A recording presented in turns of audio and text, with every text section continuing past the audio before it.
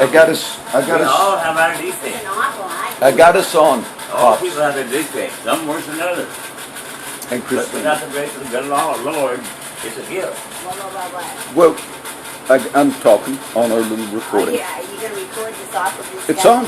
It's on right now. It's a gift. No, it's so good. I wanted to start this camera. I should have done it earlier. Yeah, you should have done it. Pops is bringing up a lot of the stories from the Old Testament, and Christina's asking some good questions. And Pops was telling a story once, but we talked about King David. That King David. Now you guys can learn a little bit, even though everything is unprepared. But King David, we discussed one time, famous in the Old Testament. King David was out on top of his roof looking around. It was a time of war, and King David saw Bathsheba taking a bath. Said, "Oh, she's very beautiful." David sends one of his men, says, "Go check on that woman, Bathsheba." And Bathsheba comes. David sleeps with her and realizes he got her pregnant. So in order to cover up the pregnancy, David says, he calls the commander of his troops, one of his fighters from his army, was named Uriah the Hittite. Uriah was the husband of Bathsheba. So David is going to cover up the pregnancy. And he says, go get the husband to take a little break from the fighting. And the husband comes back and says, David says, "Oh, how's the war going?" "Oh, it's going good." "Okay, well, take a few days off and go ahead and be with your wife." Now, David assumes that he's going to sleep with his wife because he's got a break from the troops. Well, David thinks, okay, I'm going to cover this up. They won't know I got Bathsheba pregnant. And David asks, this is in the Bible, Christina, she never knew that story. David asks his men, he says, "How's it going? Is he sleeping with the wife?" They said, "No, he's sleeping outside." "What? He's sleeping outside? Go call him. Why aren't you, enjoying your week off?" "How dare I sleep with my wife and enjoy being with my wife when my men are out there dying on the field?" So David's going to feel really terrible. The guy won't even sleep with his wife so David plots a plot to have him killed. And he says, he even sends the letter with him. He gives him the letter. He says, the name of the husband that David gets killed is Uriah the Hittite. And in the letter, he writes, "Put Uriah in the front of the battle, and when the battle gets real hot, pull the troops back." And he gives that letter to Uriah, I believe, and brings it. And they carry it out and they kill him. Now, David takes Bathsheba to be his wife. And God sends a prophet by the name of Nathan. Now, I didn't tell this part, but I will tell it now. Because they were asking. Pops is the one bringing all these stories up. So Nathan the prophet goes to David. Nathan says, "David, I have something to tell you." And he says, "Oh, what's up, Nathan the prophet?" He says, "There was this man, and he had all these sheep. But a friend of his came to visit, and he wanted to cook his friend a dinner. And the man had all of these sheep. He could have picked any one of these lambs to cook for his friend. But in the town, there was one man who had just one little sheep. And that little sheep, like the little cat here, it was his favorite sheep, and all the kids loved it. It was a pet." And David's listening to the story. And he says, "And the man with all the sheep, he went and took that man's pet sheep, who the kids loved and like a little pet, and he killed that sheep and cooked it for his friend." And now this is a story. This wasn't true. He's telling him the story. I was around things like that. And he tells him, let me finish that, and then I'm going to let you talk about it. And then Nathan says, "What do you think we should do with that guy who did that?" And David had righteous indignation. "Oh, we've got to get him. He's going to pay the price." And Nathan looks at King David and says, "Thou art that man. You had all these women here in your harem, and you went and took Bathsheba, the one wife of your fighter, your soldier." And David could have done this. Could have cut that guy's head off right there. Because other kings did things like that. But David repented. He says, I have sinned. Now, and the story, because Christina was asking what happened to the child now, because she was pregnant. The child's born and gets very sick. And David is fasting and mourning. It's a famous story in the Bible. And David says, I'm praying, please don't hold this against me, let the child live. Eventually the child dies. And then they have another child, and that child is King Solomon, who's one of the greatest, wisest kings that the nation of Israel ever had. So God took a very bad family dysfunctional situation, and he still turned something good out of it. But David did pay the penalty. Now that's one. Pops brought up Moses, and you tell one, Pops. Well, what I'm looking at, we bring this stuff in the day and the way people are. I was 18 years old. I was already in nursing school, and I worked my Wilma, and there was a girl I fell in love with, Judy B. I won't call her last name. And Judy was a beautiful girl. I still think her all the time today. Well, suddenly her parents didn't want her to date me, so we broke up. Well, suddenly they came back, and they said, we made a mistake. We want you to start dating our daughter again. And I thought, this is weird how they're doing it. Her aunt even tried to take me to their house and have me to sleep with her. I did not know she cried when I said, "Damn, we're going to get married in June. Can't we wait till then?" And she started crying the next morning and said, "You never see me again." And I said, "Why?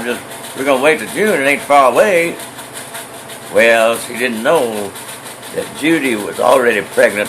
The preacher of that church had already got her pregnant. See that? The same thing. Trying to cover it up. If I had had sex with her, I would have thought the baby was mine. Just like King David's story. Yeah, they wanted Pops to sleep with her. And then when I married another woman, when I married Rose, in fact, Judy went ahead and gave birth to that baby, and she sold that baby just like a dog. She checked into Baylor Hospital, Dallas, Texas, and sold that baby to another woman who took the baby and left the hospital as she had the baby.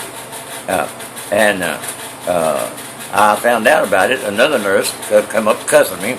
"Bobby, your girlfriend is having a baby," and called me ugly names. And I said, "Well, I ain't ever had sex with her. It can't be mine." And I went to the hospital, and she had already got rid of the baby.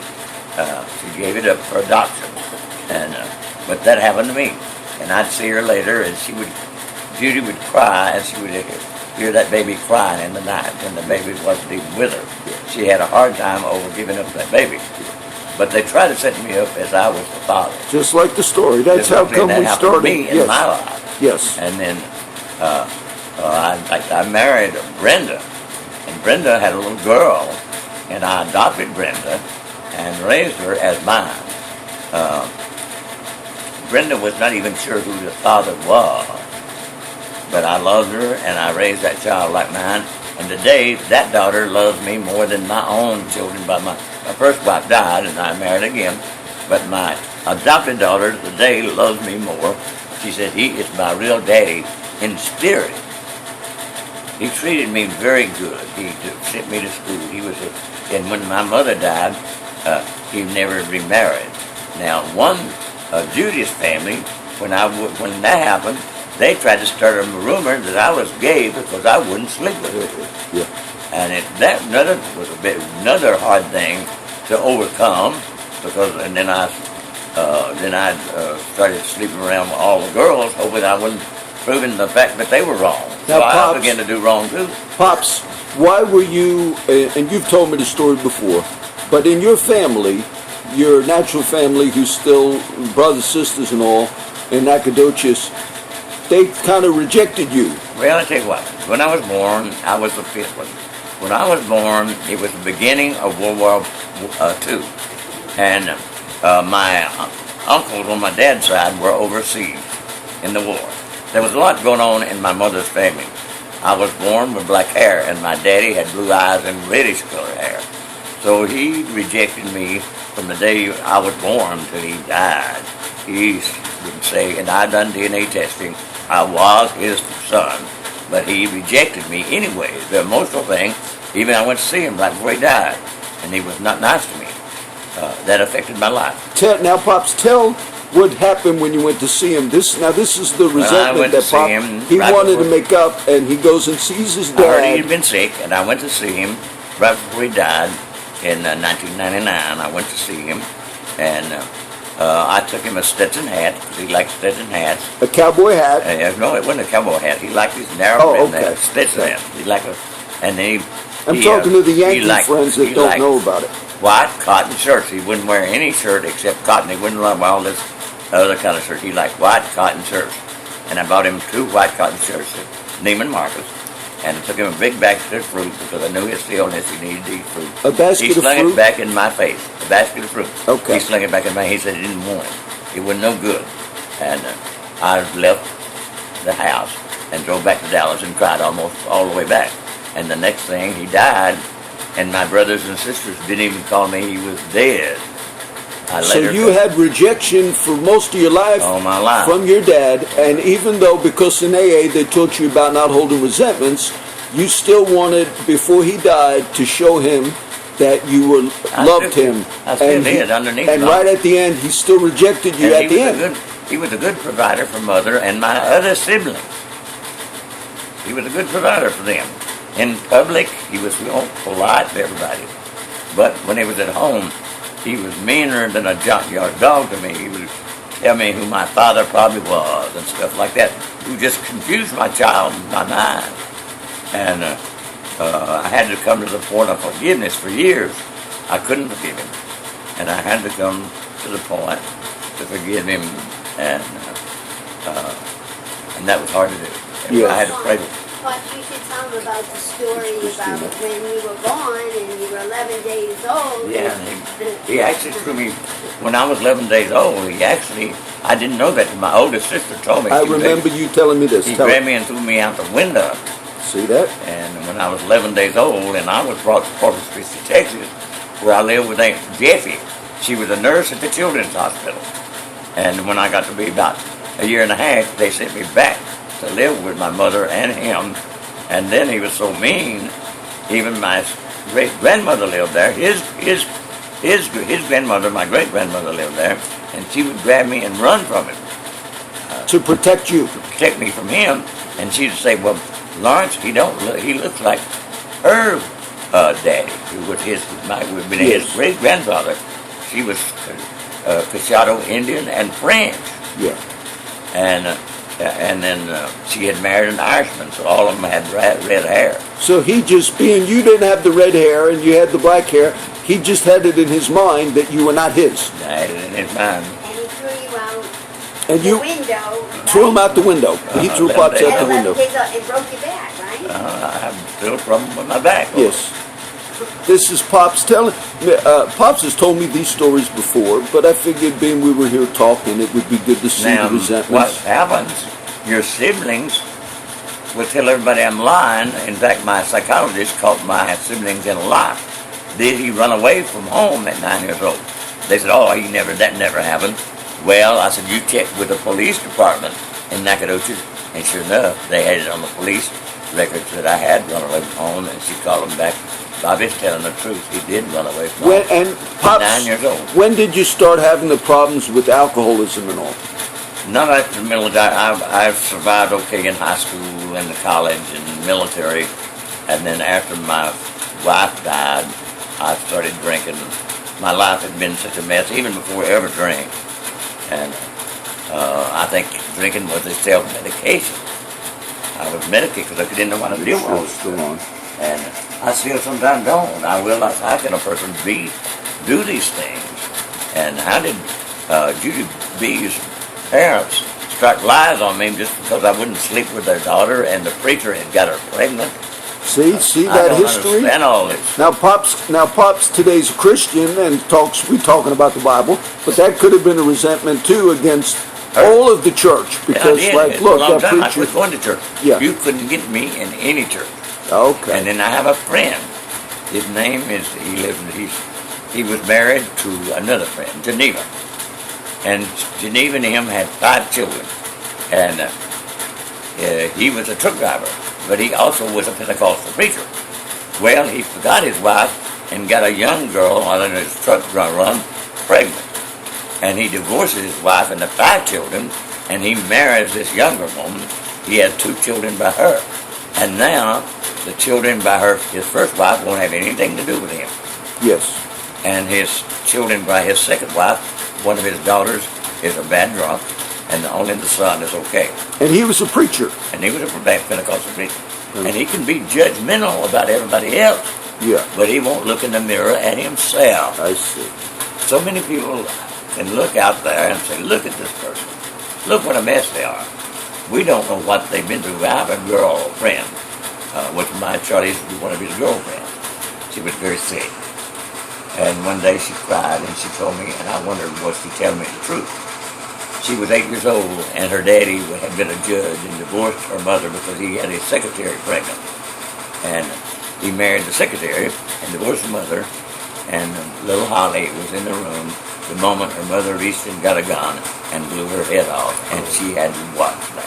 Holly saw her mom commit suicide. She committed suicide. There was once a head, and then there was not a head either. Yeah. It looked like a chicken neck when somebody blows their head off. And you've mentioned Holly before, but Yeah, I'm not too familiar with her. Bless her little heart. Yeah. She's very sick.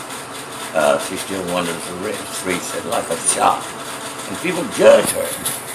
Well, what would I do if I saw my own mother blow her head off? I don't think I could have taken it either. They had to put her away in an institution. Her daddy still would not be nice to her either. He would send her money, but he wouldn't have anything to do with it. Pops, tell me about, how did you know, how were you connected from Dallas and the Oswald and all of the family and all? I'll tell you what, that was just another coincidence. There was a woman who was related to my family who left Nacogdoches, Texas. She left, which is right close to my hometown. She followed a man, Fred Clark, who was a founder of Republic National Bank. He was Jewish, and he founded Republic National Bank. With Aunt Amy Johnson went there, and she bought a house at 1026 North Beckley. Well, I would go there in the summers to go to gospel music school. Aunt Wilma did send me, she did like gospel music, and I'd go there. Well, I met Lee Harvey Oswald there, and I still today don't believe Lee Harvey Oswald killed President Kennedy. I will never believe that to the day I die. But and you met Oswald, and what town was that, Pops? Dallas, Texas. In Dallas. And in fact, I lived at 1026 North Beckley until when I came back out of the military. I lived in the service quarters there until April of 2002. And my other friend, my other friend knows a little bit about the Enron. He grew up with Jeff Skilling. My other friend, John, on the other side of town, he knew Jeff Skilling as a kid. And my other friend knew a little bit about, he had some thing going on with the guy who defended Jack Ruby, who shot. Yeah, she even... But the Pops Conley, has... my family, one of my sisters, even lives now in the Conley Mansion. John Connolly, who was in the vehicle when JFK was shot. The lawyer that was going to represent Lee Harvey Oswald, Clint Murchison, had said he would represent him. Because nobody really at that time even believed he was guilty, other than they sort of forced it and made it look like. But more of the people have studied it. Craig Roberts studied it, which wrote the book Medusa File. If you want to read it, it's at your library, Medusa File. He wrote Dealey Platinum, and the more they studied it, the more they realized that it had to be another gun. It could not have been. Now, how many other famous people you were interviewed once? Well, I even knew the man who was the manager of the book depository. He didn't believe Lee Harvey Oswald did it either. And in fact, Jack Ruby, they said they didn't know each other. That was not true, because they all, Aunt Amy owned a restaurant. And all of these people would eat at the same restaurant. And then Dallas was not a big city like it is now. Everybody knew everybody. And they did know each other. And in fact, they all banked at the Republic National Bank, where Fred Florence was. They all was Lee Harvey Oswald, Jack Ruby. they all, and then there was a guy, his name was Philip John, and his mother was Jack Ruby's secretary. And I later, he was RN, and he later became my boss. His mother was found murdered about a year after all this stuff was in 1964. His mother, he was about 10 years old at the time. He was a lot younger than me, but he had gone to RN school, and I was an LVN, and he was my boss. And at one time, a strange three, there was a guy named Joseph Donato who knew the Kennedys. He was a Catholic, and he knew the Kennedys. And then there was Philip John McCulloch, who knew Jack Ruby. And then there was me, who knew the Lee Harvey Oswald. We all three stood in the same room, and all three of us said, I don't believe Lee Harvey Oswald did it. Yeah, there's a lot of... There's something there, I don't know what. Nobody can figure it out. Even the story about Lee Harvey Oswald's wife, why did the United States let him go to Russia, stay there for 4 years, because at the time was our biggest enemy, and you could not get a visa or a passport to go to another country. Well, Lee Harvey Oswald somehow did, and he married a KGB agent's daughter and came back to the United States. But that's if you had somebody rob your house, would you let them move back in with you? He had a dishonorable discharge from the military. So how did he get over that fact to get to our enemy country? None of it makes sense. How did he come back? And then he... so all the people that were... there that I don't... Everybody that was close to the actual people at the time, they all have doubts. A lot of people have doubts. The people that ended up dying was not the people who knew Lee Harvey Oswald.